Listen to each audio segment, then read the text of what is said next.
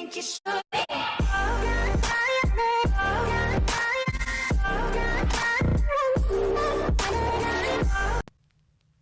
Hello guys, this is Kioski, and in this video I'm going to be talking about the history of personal computers.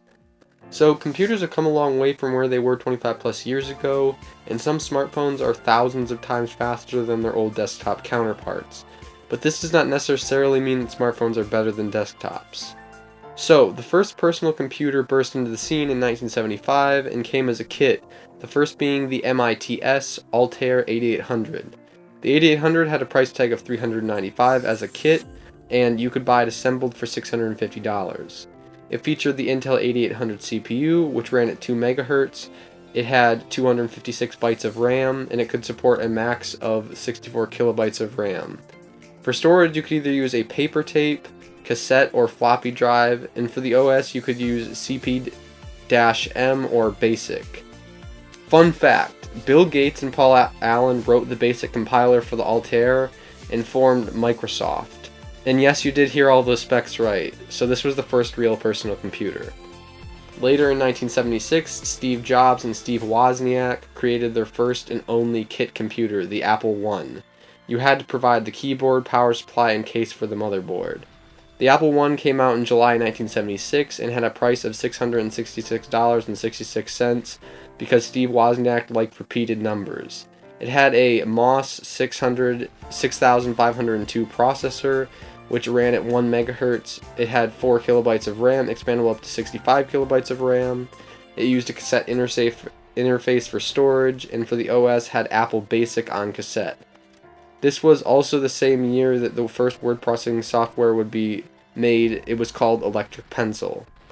In 1977, the computer industry was taken by storm with the release of the Apple II, which was a color computer with expansion slots and floppy drive support.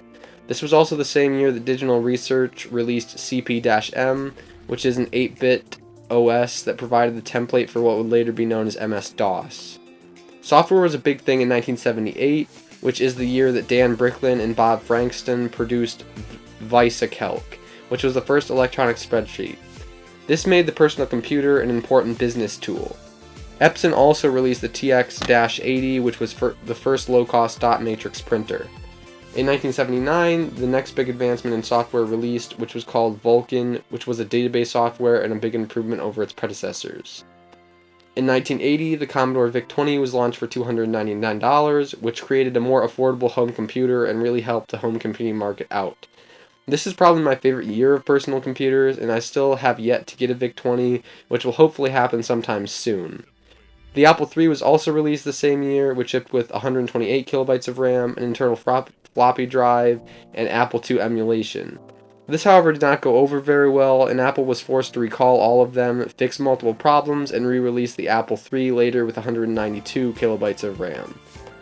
In 1981, Adam Osborne showcased the first portable computer known as the Osborne I. It was about the size of a suitcase, it ran CP-M, it had a pair of 5.25-inch floppies, and had a very tiny 5-inch display. The Osborne I was bundled with around $1,500 to $2,000 worth of software, and it retailed for $1,899. The very first laptop was also released in 1981, known as the Epson HX-20. It used a microcassette to store its data, and it displayed 4 lines of 20 characters on an LCD screen. Although the most important event of 1981 was the introduction of the IBM PC on August 12th. It ran a 16-bit CPU on an 8-bit bus, it had 5 expansion slots, included a minimum of 16 kilobytes of RAM, and had 2 full-height 5.2-inch drive bays. Time magazine called 1982 the year of the computer, and by 1983 it was estimated there were about 10 million PCs in the United States alone. Apple also introduced their first consumer machine, which had a mouse and a graphical user interface. It was known as the Lisa. But at a retail price of $10,000, not many people could afford it, but it did light the way for the Apple Macintosh of 1984, which was only at a more reasonable price of $2,500. Microsoft shipped Windows for the first time in 1985, and was able to run on old 4.77 MHz PCs, although it would be slow. Apple also found a strong niche market for the Macintosh and Laser Writer. Compaq shipped the first 80,386 base PC, in 1986, and compared with the typical 8 to 12 MHz performance of the 8286, the 16 MHz 8386 was a real performer. It also introduced some new operating models. In 1987, Apple introduced slots to the Macintosh and the Mac II, and IBM and Microsoft co-released OS-2, and Windows reached version 1.01. The most significant computing event of 1988 was the first internet worm, which infected about 6,000 Unix computers. Microsoft also updated Windows to version 2.03, and Apple introduced high-density floppy drives. In 1989, the overall count of personal computers in the US was around 54 million, with the majority of them running MS-DOS.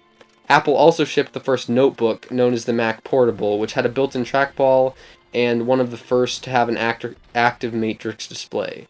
Windows moved to version 3.0 in 1990, and it was almost ready for prime time.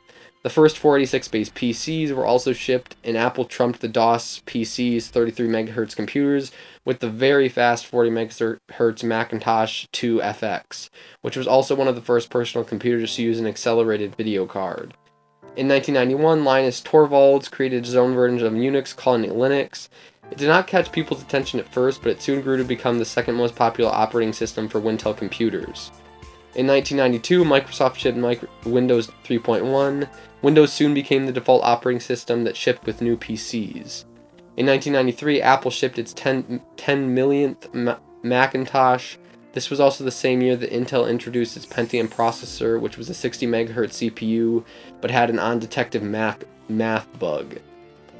In 1994, Intel acknowledged the Pentium math bug and issued a recall on them. Apple also shipped the first Macintosh with a factory-installed DOS card, known as the Quadro 610 DOS compatible. In 1995, the World Wide Web was pushed into public view, and while the internet had been around for a while, it had not seen public attention yet. Windows 95 also shipped in August, and Intel showed off the Pentium Pro in November. The Pentium 2 and Pentium MMX followed the Pro in 1997, and in 1998, Windows 98 shipped, and Intel showcased its low-cost Celeron CPU. Apple also released the iMac the same year, which helped push USB forward as a successor to parallel and serial ports. In 1999, the Pentium 3 arrived, and so did the AMD Athlon, which would go head-to-head with Intel in a megahertz war. The Athlon would reach 800 MHz by the end of the year and would be the first to pass the 1 GHz mark in 2000. Microsoft also tweaked Windows 98 to create Windows ME or Millennium Edition. In 2001, Intel would ship the Pentium 4, which was theoretically more powerful than the Pentium 3. The first Pentium 4 had a stock clock speed of 1.4 GHz, and by September, Intel was selling 2 GHz Pentium 4s.